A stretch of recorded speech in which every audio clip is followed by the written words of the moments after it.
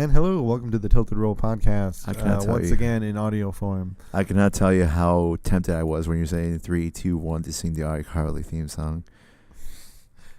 Ooh. Well, no, that's more. Well, I guess that's more Zoe One, but there was something kind of like it in that. I'm trying to remember. It's I know. That was right because it just has I know. Yep, pretty much. Oh, we got derailed right off the bat. Yeah, right away. Hi, everybody. This is a really good start. Welcome back to the Tilted Roll podcast, brought to you by. Sadly, you cannot currently visually see as we planned because I am really good at what I do. Hey man, we love but you for it. unfortunately, or I shouldn't say unfortunate. Fortunately, our location was saved today by that one store that we talk about every week, And by the day in and day out. Yo, yeah. The one that's part of that legendary Friday campaign we reference all the time, which is right here, little place called Lake Geneva Games, Run by the wonderful Mark Clover. He has graciously let us record on site for this one, and let's just say that we are infinitely grateful for his patronage here. The original location probably wouldn't have worked out terribly well based on the time that the libraries are open, and it was just we were just a little too far away from my own home to be able to record in, so it was just the fortunate circumstance that we are in to be able to just record here. True, but that's enough about the behind-the-scenes stuff. Yes, let's talk about our theme for today. Well, first, who are you? Oh, yes, we haven't actually. For anybody who hasn't Watch the other 5 episodes. Learn who we are. So my name is Marshall. I'm one of your podcast masters. And, of course, I'm Francisco, your other podcast master. Yes, and today we're kind of going back, but not in the same topic, but we're exploring it even further. While a couple episodes ago, we talked about our first impressions on our first characters that we made. Mm-hmm. We're kind of going back, but instead we're going on our first impressions of the classes themselves. Because, man, we're very opinionated people, and we have a lot of thoughts. You are all here for our opinions, and we're going to give it to you. But in reality, whether you want them or not. Yeah, in reality, we're doing this just in case you're very confused about which class you should pick. And I always feel inclined to listen to what other people's thoughts about the different classes, particularly if I'm making a new character and I want to try something out that I've never tried before, like something outside your comfort zone. You know what I'm talking about. Well, right. Because we all have, at least for the more consistent players, we all have those classes that we're very comfortable in. And if this podcast can help you pick out a class and choose something that will probably lead to a memorable character idea, then by all means, we've done our job right. Exactly. And also, we just want to say shit about all the classes. Of course. So if we're going to be starting to throw some shade, then let's start with the worst class in the game. I'm just kidding. Okay, listen. I am absolutely kidding. But the first class we are going to talk about is Barbarian. We're only starting with this. We're just going in. These are written in alphabetical order, so we are going in that order. We are just going down. Yeah, we're just going down the list in the player's handbook here. Mm-hmm. If you would like the description that's briefly written in the small table in the player's handbook, it does say a fierce warrior of primitive background who can enter a battle rage. Or as I like to put it, big, strong, angry meat man hits things really hard. Correct. And may also be really obsessed with certain animals, specifically the best one, a bear. Yes. Always pick bear. Always pick bear. Always. But no, so the basis of, obviously that was a very rough description of what the Barbarian is, but otherwise for kind of a more in-depth kind of description, since it is a D12 hit dice class, it obviously takes a lot of punches, a lot more than just punches, and therefore is also kind of meant to be very much a frontliner.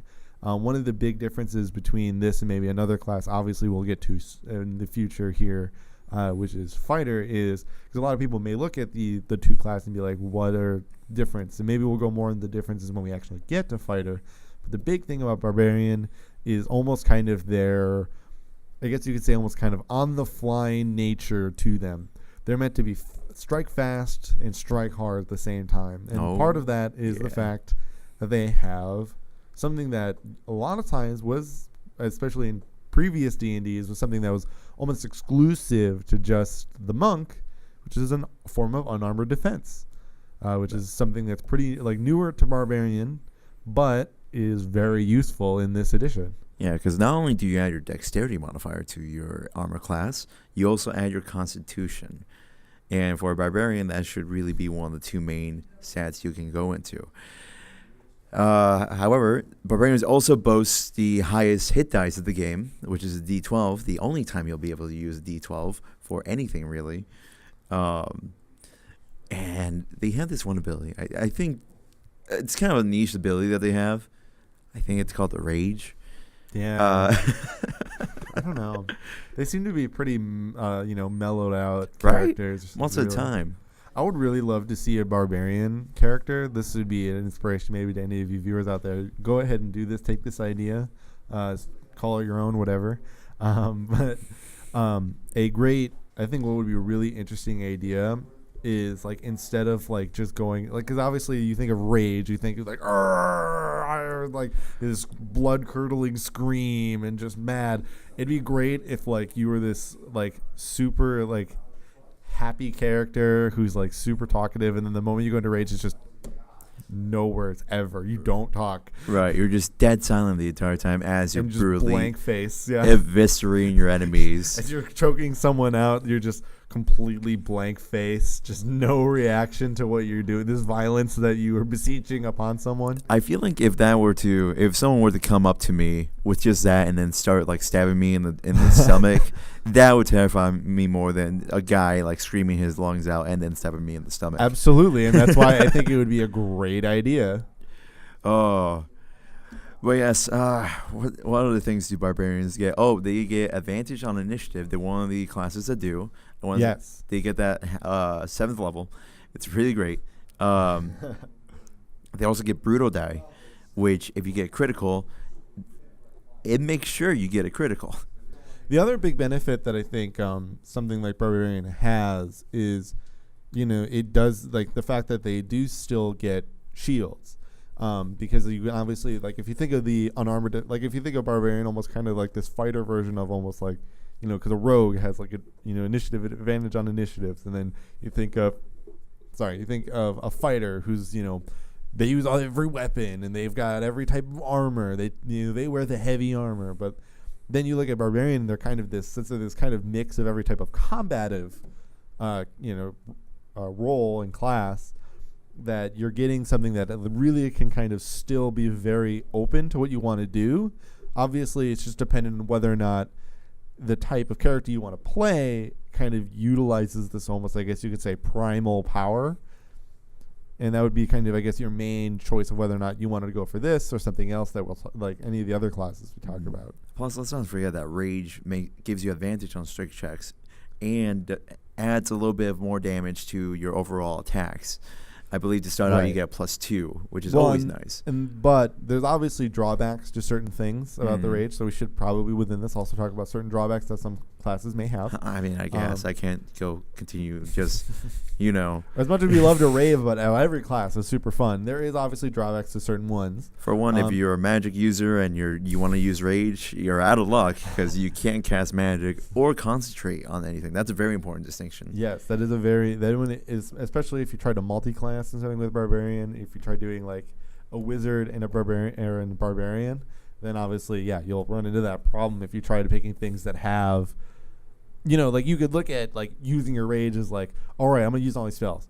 Now I'm gonna go in. Like, right. You could do that. There's obviously ways around it, but that's obviously just a downside. The other downside, obviously, is it is a blessing and a curse, which is the reckless attack you get as a barbarian. Yes. It is both a blessing and a curse. The blessing is you get essentially advantage on any attack roll you make.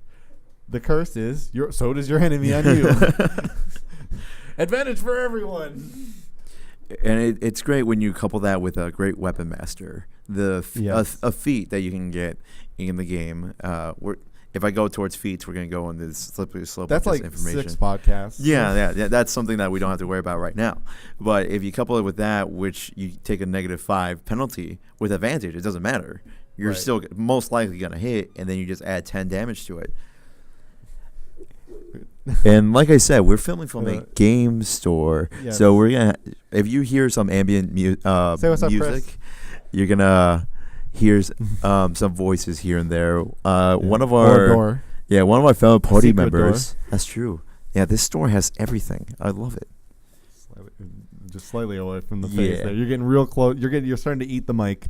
It's what I love, man. It's gotten my breath and the taste of chicken wings, and now I'm still in the chicken wing mode. They're all on the pop filter. I need it. Yes, but so throughout the podcast, you might hear other noises, other voices. But anyway, no worries. So yes, obviously, and then the other downside is, or at least to me, one of the downsides I do look at is at least the fact that, well, it's really all well and good to like be somebody who is able to do do all this damage and have a bunch of health. Like usually, one of the top stats you pick is Constitution because that can help your AC.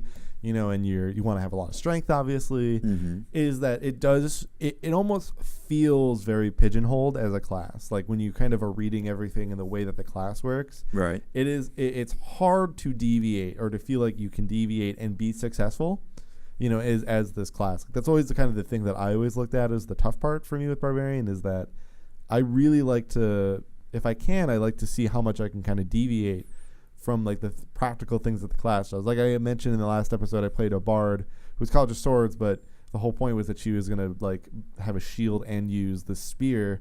So obviously she took one level in Hexblade to be able to get the shield. But Right. essentially she was going to be like a fighter, but still be a bard. Because that was like the point was like the concept of the character was like, oh, bards can't be in battle. They're just little drummer boys, and it was like, I'll show you.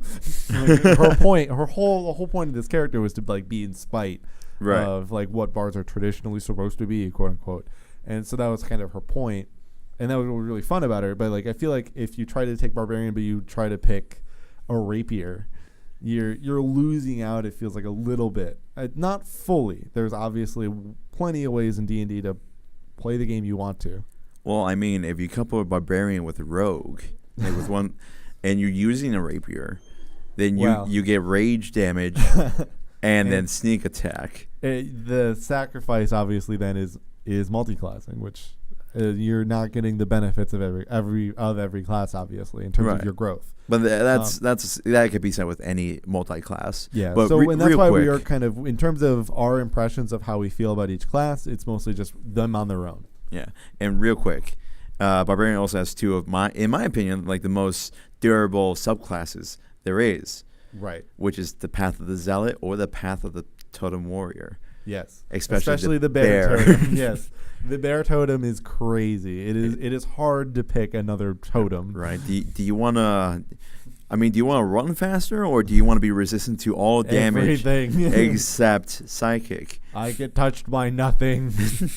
No, so And then Zealot, you just drop down to zero. Like, nah, I'm gonna keep fighting. Yeah. however, I do enjoy the Storm Herald. It's very fun. Oh yeah, no, I will give it that. But so we'll move on to the next class. Speaking about your bard, right? Yes, my bard. So bard is widely known as the jack of all trades. Its in-book description, mini description, is an inspiring magician whose power echoes the music of creation. But more importantly, it's my favorite class. It is one of my favorite classes. Honestly, like it was hard for me to really sit down and be like, this is my favorite class. So even now, Mm-hmm. it just because I don't know, so many of these classes are just fun. They're just so fun in I general. hear you. And a toss-up between Bard and Warlock, this wins because it's nostalgia. My first character was Bard. I think we'll get into my gripes about the Warlock when we get to it. Okay. But there's definitely a reason why I do like the Bard over the Warlock.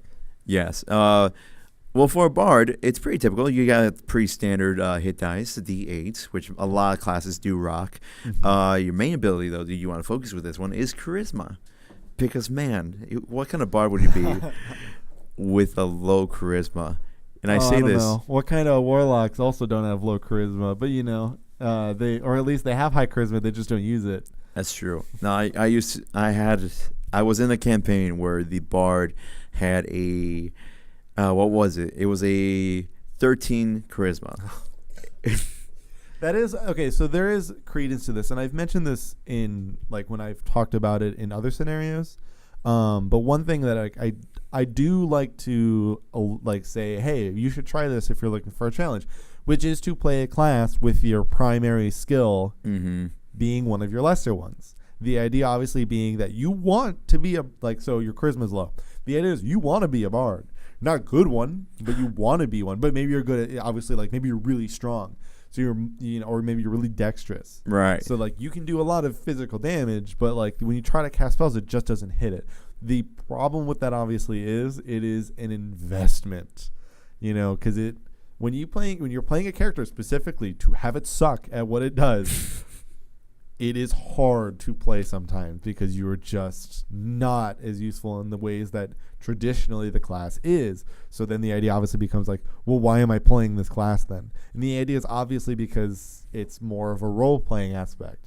And you got to kind of be into that. That's but true. in terms of the class itself, the benefit is they're kind of, like I've mentioned, they're a jack of all trades. Exactly, which is actually what one of the abilities is called, jack of all Yes, trades. you're right. Which, to quote a certain YouTube video, everything you suck at, you suddenly become good at, and everything you're good at, you suddenly become the best in. Yes, because bards also get expertise. Yes, because, man, just, bards are one of the, like, honestly, like, what was funny is in older editions, bards were one of those classes that you really didn't actually tell a lot of newer players to pick. Mm-hmm. And you could argue that same thing for a bard maybe now, but I would almost argue a little bit more that they're actually, like, instead of maybe playing something like sorcerer or wizard, like, pick a bard. Right. Because they got a bunch of stuff to help them. Right. Just be a little bit survivable and maybe a little better. Like, they get it, again, they're jack of all trades and expertise, and there are other ways to get better on saves and things like that. So like you can kind of learn how to maybe become a caster a little bit more by picking a bard and then picking a subclass that is maybe a little easier to survive with. I would say arguably that bard will be one of the most beginner friendly classes, just because jack of all trades makes it that any role they do is a lot better than what they would usually do. Like it's more gratifying when you, I shouldn't say gratifying. It's a lot better when you roll a d20 and you still get a more positive number than rolling and then realizing you don't add anything. -2, yeah. Or I have to subtract. Exactly. But that's the thing, and that's really a big thing. Is the only reason that this might not be as good for like your first character ever is obviously just that. There is also a decent amount of things to keep track of. If you have a lot of spells, then you have your class abilities. And obviously that's just the thing. It's like if you're new, a lot of times it's easier just to pick something that maybe focuses only on spells, and maybe something that focuses only on abilities. But if you maybe are a little, or timid about picking a spellcaster class, because maybe you started with fighter or barbarian, so it was all these physical class features, and you want to just kind of wean your way into spellcasting, bard is a great way to do it. True. However, there is one little gripe I do have with the bard, despite the fact that they are my favorite class. Counter charm, there's 6 level ability that they get. Isn't that useful in my eyes? Because it's a very, very circumstantial ability. Yeah, but I mean that's the thing is, I'm not really against like circumstantial abilities in every way. Because like that is one where it's like that's one ability that you get during a whole list of stuff.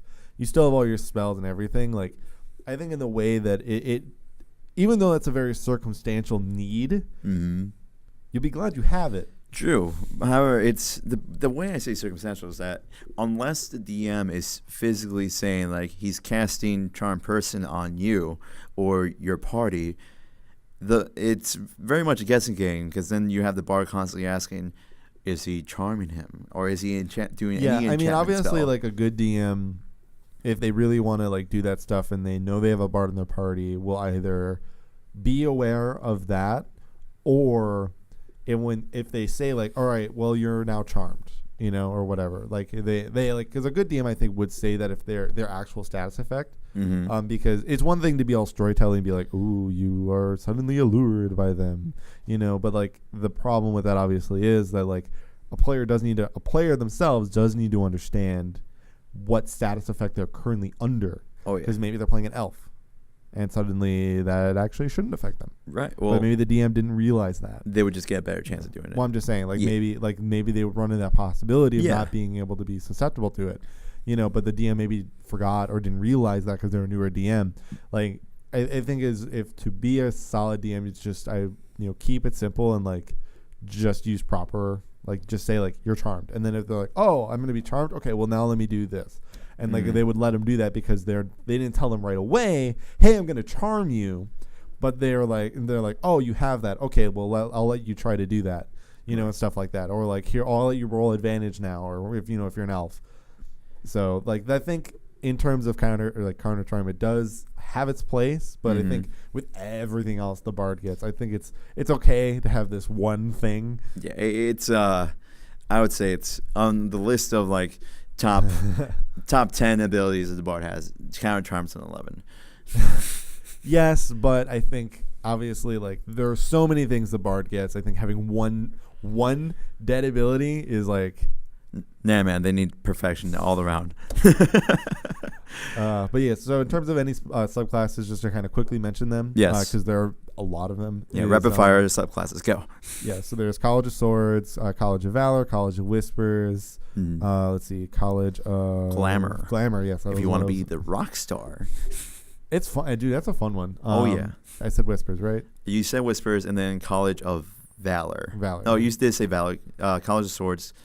I think you said all of them. College of Lore. That's the one I was missing. Yeah, there you go. In case you want to be like full spellcaster, you want to dive into that one. Which is not a bad, like none of these are inherently bad solutions either, and No. like really none of the subclasses are, in my opinion, in terms of at least the ones we've talked about so far. Yeah. But All two of them. yeah, but I'm just saying, and like for most of the classes, really none of them have like subclasses that I personally think are like bad. Okay. Yeah. We'll get to the one in a bit. But I think we should quickly just make a small movement here. Amen. Unless you want to have anything else to the bard. Nah, I said my piece. Like I will note my favorite subclass is College of Swords, because to me, in terms of like being, if you like combat, like if I had the choice between being College of Swords bard, barbarian, or fighter, I take College of Swords bard every time. Oh yeah. They're to me honestly the best at combat, just because it's like, all right, so until next turn my AC is 26, and your GM just gonna be like, what? You're just like, haha, try hit me now, rapscallions. All right, but yes. Otherwise, so Amen. we'll move on Yes. to the cleric. Yeah, I'm not being religious for no reason. So the holiest of jack of all trades type characters. Oh man. Let's talk about the cleric. So what's funny to me, I think, versus like in a 5e setting versus like older versions like 3.5 and maybe even 4e a bit, is I feel like, because like in older editions, like religion played a very integral part to the religious classes like paladin and bard. Oh yeah, Whereas definitely. They very much in this edition were like, maybe let's make it just more thematic. But you don't really need it, but you kind of do. It's like they're very like in and out of like what exactly is required for like these religious classes, I guess. Right. I feel like that's because with those additions too, they put a lot more emphasis on the gods, lore wise. Yeah. That's going into its own little can of worms that hopefully we'll dive into 20 One day. podcasts from now. 20. That's Right. when we get deep. But yes, the cleric, as the book likes to describe it, is a priestly, champion who wields divine magic in service of a higher power. Again, it also rocks a D8 hit dice, but the prominent stat here is wisdom, Yeah. because So- all clergymen are wise. Yeah, so and then one interesting thing is obviously they start off with light and medium armor, which so they can be relatively, like you could start them out with a breastplate or even a half plate and be like, yeah, I'm all protected, and they get shields, so I'm even more protected. Right. But then they get simple weapons to start. Now there will obviously be changes, but I'm just saying Yes. base class, all of a sudden it's just like, oh, you just get simple weapons. Yes, you only So do it's like you can get a spear. a So you get spear and a mace, which So is essentially the most you can do is a D6, as barring a D8. you include the Yakula that existed. I forgot what book added the Yakula. Mhm. But that's like the only simple weapon that has a D8. Spears and quarterstaffs versatile, so D8. Well, Oh no. Club, great club, 2d6. well, that's 2D. Okay. Yes. But So, but that's a two-handed weapon. So yeah, and so not every class can do that, especially if you want to have that big, nice shield monger that you may want to be. that's So true. yeah, because obviously we look at turn over here in the player's handbook. Yeah, the great club is actually 1d8. Oh, it's just 1d8. Never mind. So, but yes, then but that obviously is two-handed. But the Ukula is one-handed. It just doesn't have a good throwing range. Right, gotta love Cholton weapons. But that still, like, that's the thing. It's like you can still just one hand and shield the Ukula. So it depends on like whether or not your DM lets you have it. But again, like a cleric, not a lot of base martial offensive power. But from the list of classes we're doing, this is the first class that lets you pick a subclass, technically at first level. Not only that, but it is also no, it's not. Bard let you heal. Never mind. But it is one of the the amount of subclasses for cleric. We're not even gonna name them all. No, because there are so many domains. I believe there's like 9 now, officially ones. Yeah. Yes, But there are so many domains in this game. It's crazy. But they all give such vastly different experiences. Like when I kind of made the joke that the cleric was the holy jack of all trades, it's not because of their skills, but it's just because of the amount of options you have as a player to play with. right. In terms of like, if you want to be a holy fire kind of guy, they got one for that. Do you want to be the actual healer, like the designated just super healer? They got one for that. That's true. Do you want to just kind of be the holy avenger and just like be able to use your godly might to smash a hammer down? They got one for that too. Oh man, if you want to make cool ass items, like pick one item and make it a magical weapon for the day. That I was about to say college. That would be the Forge domain, because in this class they're called domains. Yeah. Personal shout out, Grave domain. You want to cast Spare the Dying from 30 feet away. Yeah. And then you want to make someone really vulnerable to an attack. Grave domain. Yeah, Grave Domain is really fun. There was a lot, like I said, there were so many domains in this. You could go over so much of it. But the big thing that is always like the number one misconception about cleric, at least now, in 5e, is the idea that like, oh, well, cleric's just a healer. They're not that at all. Like that is like, if you believe that clerics are just meant to be healers, like it is a gross underestimation of what they can do, of their power. One of the biggest ones is a divine intervention. When you get that, Oh man. literally a game-breaking ability, and like you could just, hey God, can you just give me a hand for a moment? I could use a solid and just destroy everything. Right, the level 20 ability, you can do that, and it's a guaranteed thing. Yeah, it's like, cause it's just a chance the first time you get it. Oh yeah. Yeah, level 20. I believe it's you have to roll percentile dice, and if it's underneath your current level, it succeeds. So Yes. it's very rare, but It's very rare when you get it, but then again at 20, all of a sudden. it's like the best But thing. also, if you become like level 14, then now your chances have become a lot greater. There's a chance, And that's generally the time you actually need to use Right. their divine intervention. And while I haven't personally experienced this, seeing it happen on Critical Role season 1 Yeah. was surreal. It was fantastic. Well, I'm waiting for you to use it, man. You're Yeah. a cleric now. You got the power. I have It's something in your hands. I have something else. It's called Divine Word.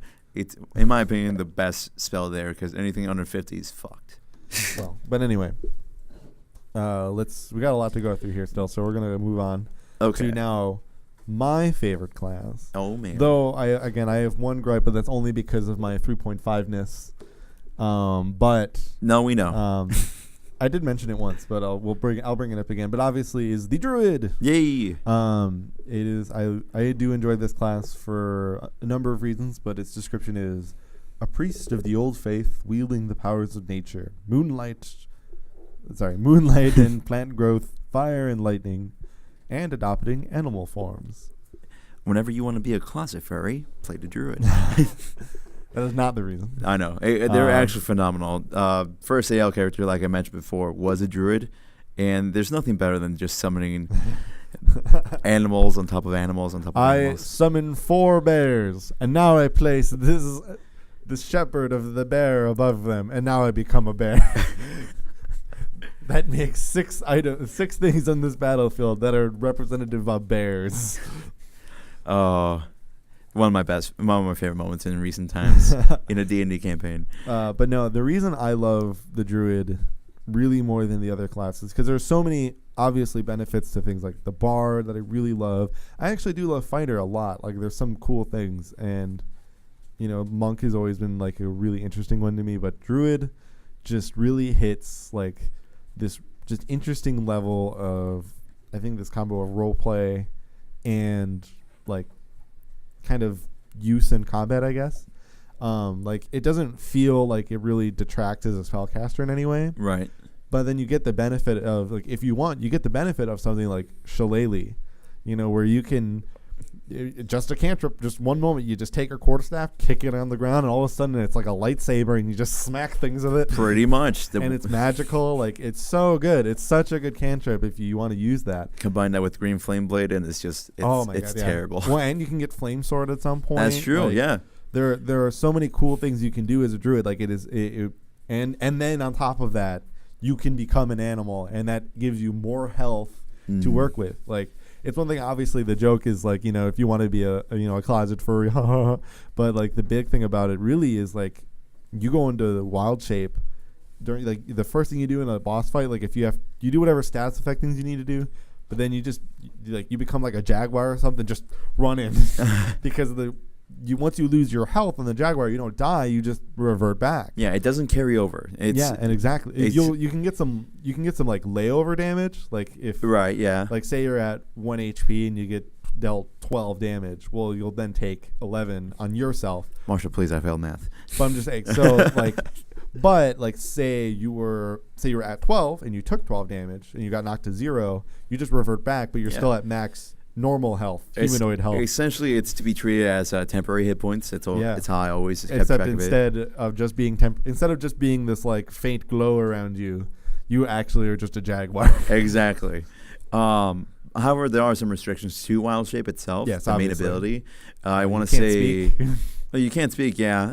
You can still concentrate on spells, which is a nice thing. We have determined that. But you have to cast it before you change. Exactly. You can't cast them after, since the fact that you can't talk. And hard to make a lot of gestures as well if you're like a bird and you're just like. Although a sentient bear that can cast spells is a terrifying prospect. That'd be something so funny. I would like to. I'd like to explore in the future. But that'd be interesting to try to go through. But that's true. I believe at what fourth if Kuma level, was I want to be Kuma, but a druid. Right? I believe it's either 4th or 6th level, one of the two, where you lose the restriction on no swim speed. So you can actually have, like, I think it's 4th, where you can turn into an animal that has a swimming speed. And at 8th is when you can finally turn into a flying creature. I don't remember. I was just looking at the other day, but I don't remember offhand. But yeah, no, you're staggered in terms of the types of creatures you can be as you level up. Mm-hmm. If you're obviously, there are circles in terms of druid. Circle of the Moon is really good for if you want to like really get into wild shape. Oh yeah. Like if you want to be more animals sooner and be able to do more as an animal, then you can go right ahead on Circle of the Moon. By which he means, like, when you start out with wild shape, you have to do within a certain like combat rating. Or challenge rating, sorry. Yeah. And Circle of the Moon is like, nah, just don't pick swimming and flying until these levels, and you're good. Yeah, well, there's some restrictions still, but you just get I think you even get things like the swimming and flying sooner. No, those are constants. It does say that in there. But on top of that, you also have Circle of the Land in case you want to broaden your spell list. Yeah, so if you're like, I want to be a sorcerer and a wizard, I want to be like a sorcerer or wizard, but I don't want to be killed by bats. I'll be a druid and just take Circle of the Land. It looks like you're speaking from experience there, my guy. I know, weird. But no, actually, I've only played Circle of the Land once, but it actually was super enjoyable. It was really fun to just be able to just show up and then just be like, it was like, hey, look, an owl. Let's become a man. wall of fire. Like it was, because I was able to do it slightly. No, it was on track, but like I could do that, and then I could do other spells too. Like there was just other spells I did. It was just funny because I just got to be this kind of caster. But you still have the benefit of things like Shillelagh and being able to wear leather armor. Oh yeah. So you don't lose anything, but you do get more spells, which is just to me is like it's a safer version of, like, sure, it doesn't do as many cool things in terms of spells as Sorcerer, Wizard, or even Warlock. Right. But you still get to do Wild Shape. You still get to have a leather armor. You still get to do the cool things that exist in Druid. You just are also good at spells. True. And then you also have the Circle of Dreams if you want to be more Fey-like in your appearance and your spell list. Circle of Dreams is a little bit more, though, just kind of in terms of the healing realm of things. Yes, they do go. And then there's mostly Circle of into the that. Shepherd, which is it's kind of like the better version of a ranger when we get to it. You're just like, so you're more in tune with the animals, but not turning into one like Moon. Just more in terms of like you kind of use the power of. It's kind of like the combination between a ranger's, animal companion and a barbarian's like the totem barbarian. Yeah, the biggest takeaway from the Circle of Shepherd is that after a certain level, you get to essentially double the hit points of all the things you can conjure up through conjure animals or conjure fey creatures. And the final one, which is my favorite, which is Circle of Spores. I feel like being necromantic. That's the way to go, which I do. But we're going to move on. We're going a little slowly, but the next one should be relatively simple because it is meant to be that way, which is the Fighter. Oh man. Definitely you want to. It's literally in the description. A master of martial combat, skilled with a variety of weapons and armor, like all of them. For example, and arguably the ultimate beginner-friendly class. Yes, absolutely. It's like, here's your weapon, here's your armor. You can pick essentially whichever one you want and go hit that thing. And in terms of subclasses, like, do you want to hit things good? Do it more. Do you want to be like a combat general? Do that. Do you want to cast spells in your armor because you're too afraid to be a wizard? You want to have nice, thick plate mail armor? Mm-hmm. You can do that. Do you want a trusty pony boy? You get to ride on that and hit things from there. Yeah, no, they have a D10 hit dice, so they got a lot. They'll play plenty of health, not as much as the barbarian, obviously, with their D12. But obviously, like we kind of mentioned, the different. It's kind of more getting into the differences between barbarian and fighter. Oh yeah, and really the difference is that fighter is really good at like kind of being in the battle, like commanding the battle, or like doing things to change how the battle is, or being able to kind of be slightly versatile in the types of attacks you do. Yeah. Sorry. And then whereas barbarian is a lot more of just like, I'm going to run in there and I'm going to smash my face into this. And my face is also called this is the name of my great axe. But no, like the fighter can be a little bit more varied in just what it can do, whereas the barbarian sometimes it is like a one-way street in terms of combat. Oh yeah, fighter definitely has a lot more molds that it can fill, and than the barbarian certainly has. Yeah, but obviously the barbarian has the benefits of having a crap ton of health. You're right. Plus, not to mention, the fighter also boasts the wonderful benefit of having more chances to either increase your ability score or to get feats. Yes, you can get more feats, which is also really helpful for a lot of new players. Oh, yeah. Also can be more complicated if you're confused by what feats do. True. So you could just get more stats. And exactly. Improving stats is always great. Yeah, exactly. Like you could get to like 20 like super early compared to like your party members, which True. is very beneficial to somebody who's new. Before we get into a small downside about the fighter, I forgot to mention my one downside about the druid. Yeah. Just a quick note is the fact that in 3.5 they used to have the animal companion, and it's something I just kind of miss. Mm-hmm. But I know why they got rid of it. It's just my one small it's like your counter charm. Yeah. It's just like, but this is your Harvard, like this is your counter charm. Yeah, that's fine. They don't get an animal companion. I do get over it though. I do get over it. But the downside with fighter, to me, is that they are so cookie cutter that it does feel like it's one of those things where it's like there's almost too many options, right, in terms of what you can do. That it feels like when you try to really kind of pin yourself down, you find yourself not being as good then in some scenarios as maybe you would like to be. Mm. You survive and you take a lot of hits, or you dodge a lot of things because your armor is so big, and you can kill things good, but that's kind of it.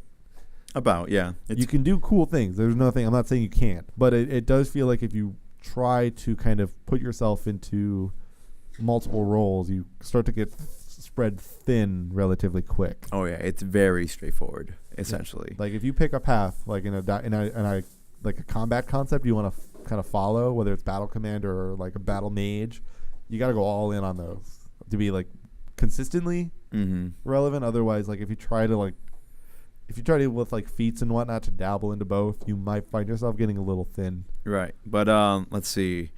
Subclass, rapid fire, ready, go. We have the champion. It's pretty simple.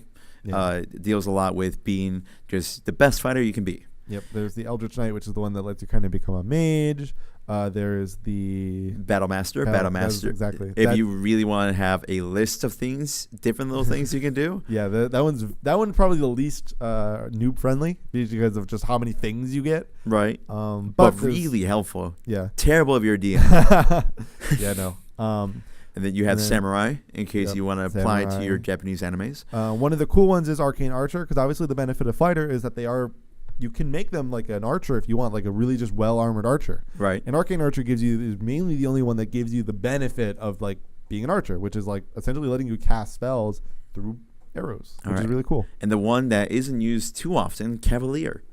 In case you want to do crowd control from on top of a horse or even off it, because it works both ways. Do you essentially it's, do you want to be the Riders of Rohan from Lord of the Rings? You can pick that subclass.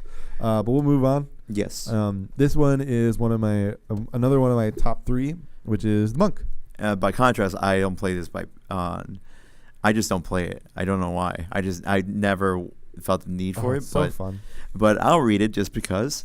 It's a master of martial arts, harnessing the power of the body in pursuit of physical and spiritual perfection. Never called out to me. I don't know why. Yeah, so it is a D8, but as I mentioned before, this is essentially the other class that gets unarmored defense. This one just uses... it's dexterity and wisdom for this one. So it uses dexterity and wisdom.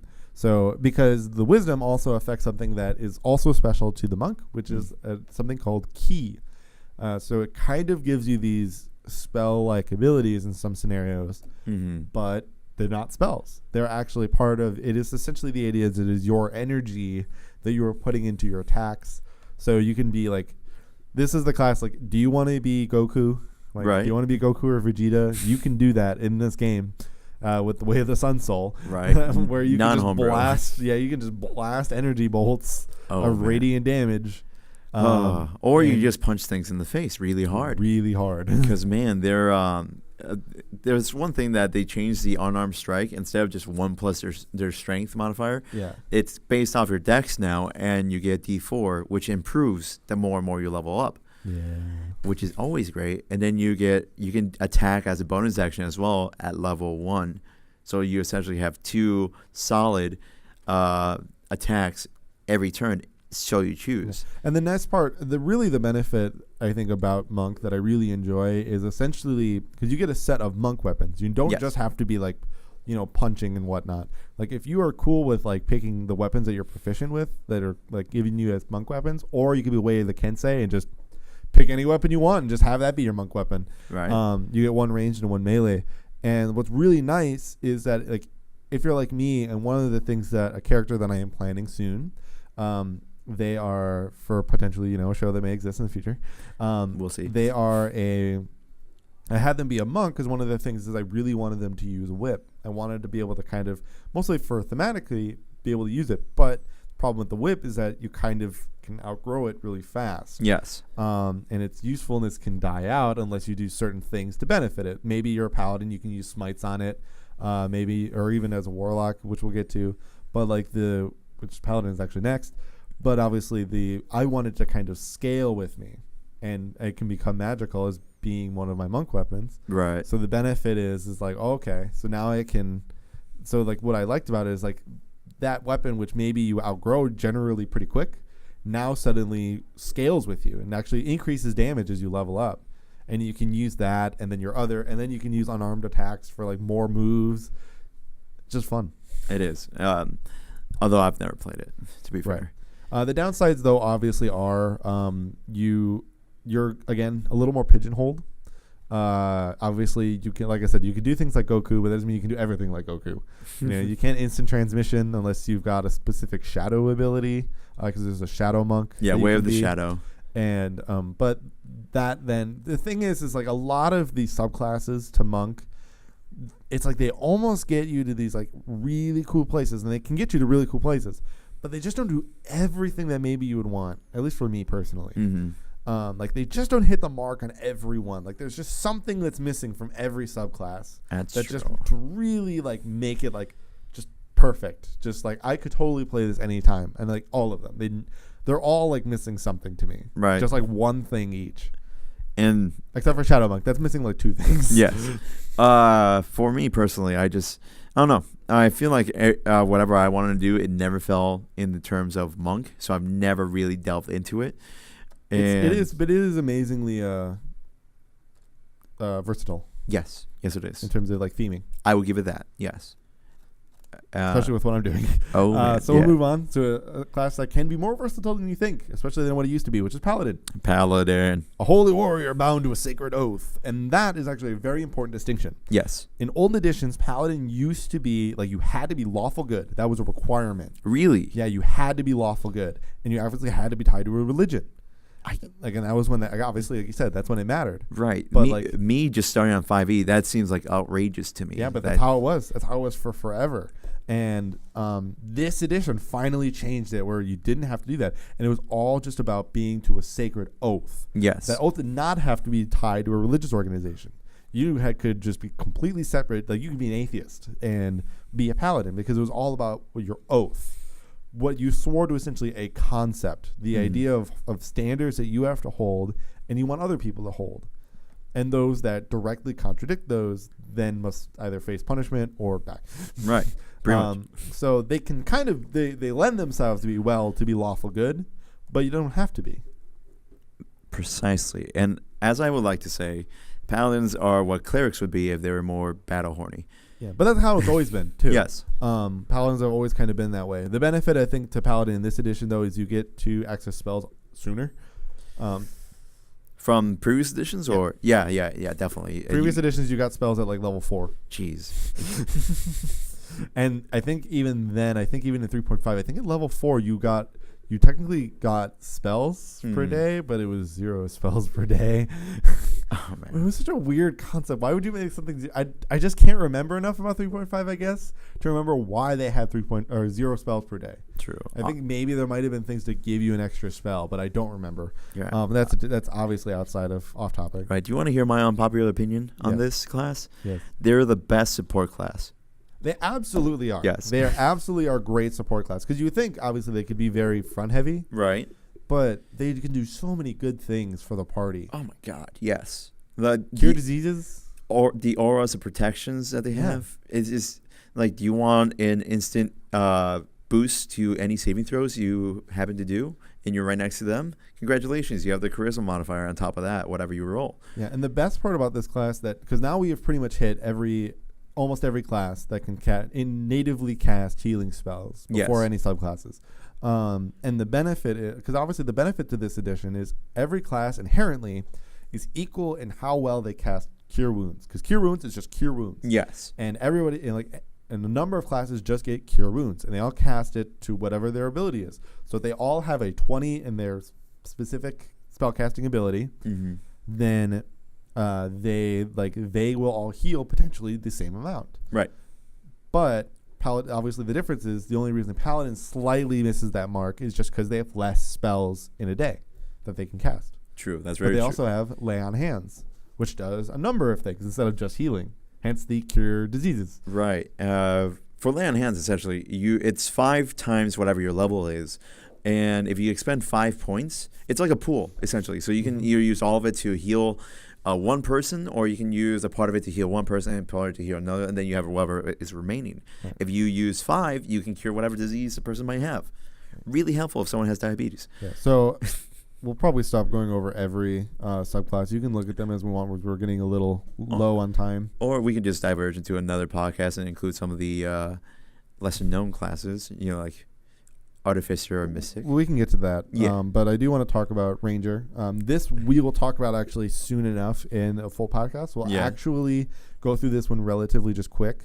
But it is essentially, it's a lot like a druid in terms of like being a warrior of nature, but it is more into the warrior aspect and not maybe as much concerned about the range part in every sense. Obviously, the big controversy it has mainly is between its Beastmaster subclass and the favorite enemy aspect. And the idea is essentially, this has always existed, is that Rangers pick a favorite enemy and they usually have advantage that are finding and attacking them. But sadly, currently in terms of pure player's handbook, like real edition, they only get advantages to find their favorite enemy, not in any combative benefit. And that's like half of their class features that they get. Essentially, yeah. So a lot of people are very disappointed about Ranger, hence why we kind of want to talk about it a little more in depthly in a whole podcast almost on its own. Right, because, man, Marshall has some opinions about that. Well, it's a discussion that I think we could maybe have, but we'll move on forward. Ranger can do a number of things, like outside of Beastmaster, like they can have a cool like warping bow class. There are cool things about it, and they can do healing spells. It's just if you wanted to be it's almost like if you wanted to do many of the things that Ranger has, you can almost just pick any other class. Pretty much. And speaking of any other class, let's go to the most broken one, in Rogue. my opinion. Yeah, the only other one I would say is almost as broken as Bard. Okay. But almost. Yeah. However, Rogue is the most broken because of how sneak attacks work in this game. Oh, man. If you have advantage on an attack, or if you have a ally just with next to you, right next, also fighting them, not even next to you, it has to be next to them. That's all. True. So you can attack from afar and still get sneak attack. You're right. Yeah. So because you can do ranged sneak attacks, so you can have a bow and arrow, and then your paladin is off in the front fighting this demon, and you just like sneak attack. Why is it sneaking? Like you're in the open and you're literally on fire. Yeah. And you're just like, because he's fighting him. Right. Sneak attack. Also, bonus action dash. Bonus action disengage. Right. Bonus action hide. Dodge. Right. Evasion. Reliable talent. Oh my god. Yeah. There's so many things about that just make reliable this class so broken. talents. Oh my god. Do you roll underneath a 10? No, it's a 10. And then you be an assassin and you can do literally all of the damage. Yes. Or swashbuckler. You don't even need to have someone next to them. You just have sneak attack if you're attacking alone. Yeah. Though swashbuckler maybe sometimes can. That's kind of all swashbuckler has. But the downside to the rogue, honestly, is that it is very hard for me to pick any other subclass than assassin. Really? It to me, assassin is the one that gives you most of the benefits that like you have in terms of like what the rogue does, which is sneak attack in terms of combat, and not many of them really give enough, I think, in terms of like RPG things or skill-based things to like really make them useful. You see, I would have to disagree with you on that. The inquisitive subclass makes it so that you can discover anything essentially all the time. I had a player play that a while back. Every time we roll an investigation check, it was a Waterdeep campaign, so it's more like intrigue. Yeah. Every time you roll the investigation, it would always be above 20 somehow. I guess mainly because like at some point the rogue obviously just gets giant rolls no matter what. Yeah. That no matter what subclass they are, that I feel like maybe it just runs out of its usefulness. That's right. At some point. Yeah. But and then whereas sneak attack constantly scales, and it only becomes more broken. Right. It's like, all right, I hit him with that, and now I roll 14 d6s. But honestly, that being a downside, like it's not even a crazy downside. You can still pick other subclasses for rogue. Arcane Trickster has its benefits. Like you can make yourself invisible. Pretty much. Nothing's more sneaky than that. If I were to have anything against rogue, it would be they're kind of squishy in a way. They are a little bit. Yeah. But obviously that's the benefit of them having every type of evasive maneuver. That's true. And they're still a D8.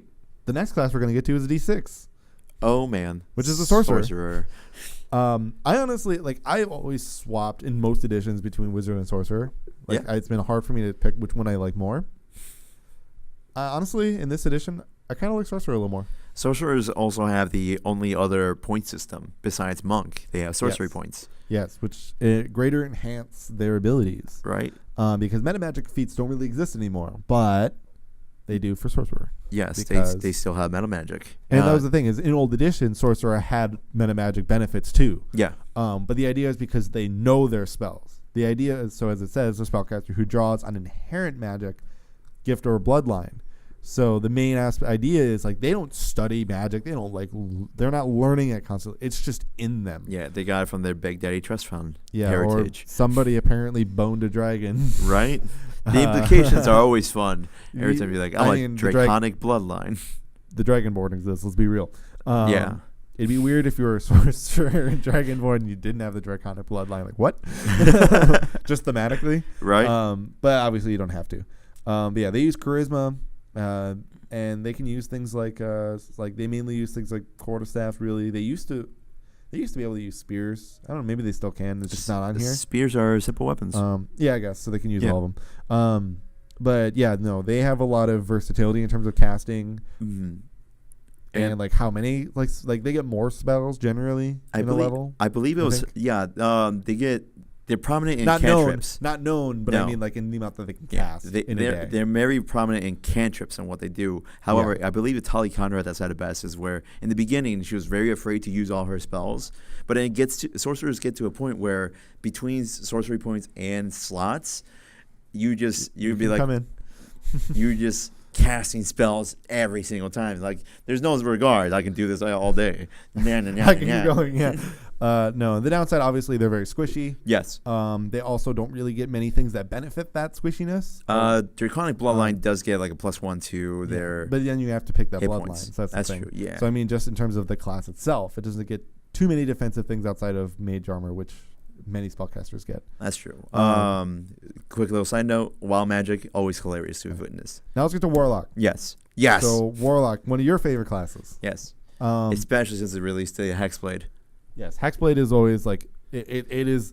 So the warlock, pardon the phrase, but like it essentially has the horrible nickname of Horlock. Obviously the moniker comes from. You can just move my backpack down, by the way. Yeah. Our DM has just entered the room. He's the giving us bag a is side closed, so eye. you can move it. He's making motions that he's going to kill us later, so it's going to be a great game. See, I told good. you. My day only got better. But yes, But yeah, so the reason being is it has so many. It has a lot of benefits early on, and also has benefits that really work like for other Yes. classes. oh my god, second level invocations. There's no, in my personal opinion, there's no two warlocks that are exactly the same. you could be the same pact and everything. No, you'd be like, no, I can change my appearance at will. I could not sleep at all. I can cast Eldritch Blast and make them push back, and then at the same time push them back to me. Right, and I here- can just keep lassoing them constantly. Here's my demon familiar. Warlock has a lot of benefits, but to me, my gripe on them is because of how many spells they can cast per day. Mm-hmm. You're very stuck to cantrips, and they have invocations that can really help them. Oh, yeah. They can be a hexblade, so they can almost be like a fighter. But it just like to me, like when I like to think of them as like a spellcaster, they just don't reach the same level as sorcerer or wizard. That's fair. Yeah, And I will give them that. Just Personal because- struggle more for me. Right. They don't get that many slots, but they do get to cast their spells at the highest level that they reach at that time. Right, but they only do it a couple times. True. But you get them back at short rest, so yeah. people should start using It just short rest a depends. lot more. Yeah, it just depends. Does your DM use a lot of short rests? Yes or no? Exactly. Scott. We demand short rests. All right. And then finally, last class, the Wizard. The wizard. Yeah, they live in an island in the sun. No, actually they could. Yes. But A D6 depending on the type of wizard you are, you could. right. D6 hit dice. And the only class to use primarily intelligence. Also, another class that has just so many subclasses. Oh, my God. But it's because the wizard, they're a class that is entirely based on the idea of studying magic and using that study to cast it. Oh, yeah. Which as a point, then a lot of their players' handbook subclasses are all based on schools of magic, which there are. Oh, I'm trying to think offhand how many schools of magic there are. 11. There are 11. Yeah, I was gonna say 9. There's even more, and then they've added more subclasses since then.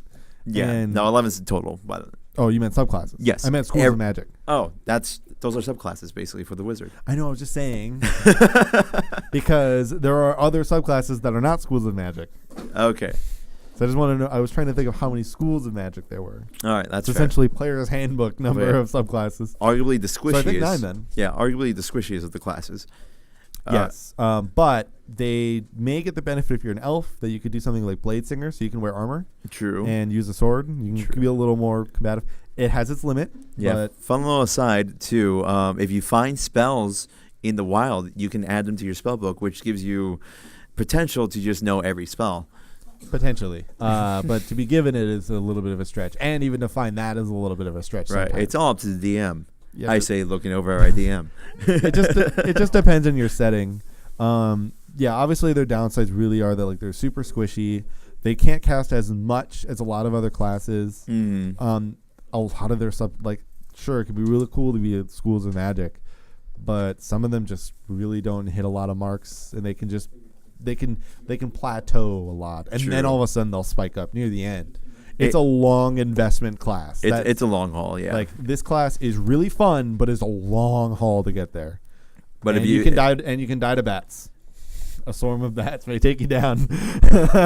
You got to make sure your just for your stats are maybe decent at least. just for our audience out there, Marshall is saying this as he's looking at Scott's, who is responsible for the swarm of bats death. The bat death meme. Tips for DMs: use swarms. To be fair, yeah. If you were actually attacked by a large number of bats, you probably would get fucked up. That's true. And with that, that's all the classes in D&D That is so also far. all the time we have. Yes. Real quick plug. Lake Geneva Games, fantastic place. Yes, this episode is technically brought to you by Lake Geneva Games because the owner Mark really did us a solid. Yes. If our camera was Let's working, chill you'll see here. the shirt I'm wearing right now, which is the Lake Geneva Games shirt, and our I'll DM just throw Scott a picture always of wears it. I'll just throw a picture of it Please. up on there for the Um, end. also, check out his podcast, Tabletop Talks, with Mark Clover. It's on Anchor.fm. You're the one who looked at it, man. Yes, I'm looking at it, and just check it out. He has a great radio voice, in my opinion, and he just talks about everything. So yeah, once again, this was my friend Marshall. Unless you have anything else to say. No, this is my friend Francisco. And we'll see you next time, adventurers. Bye. I had to remember which.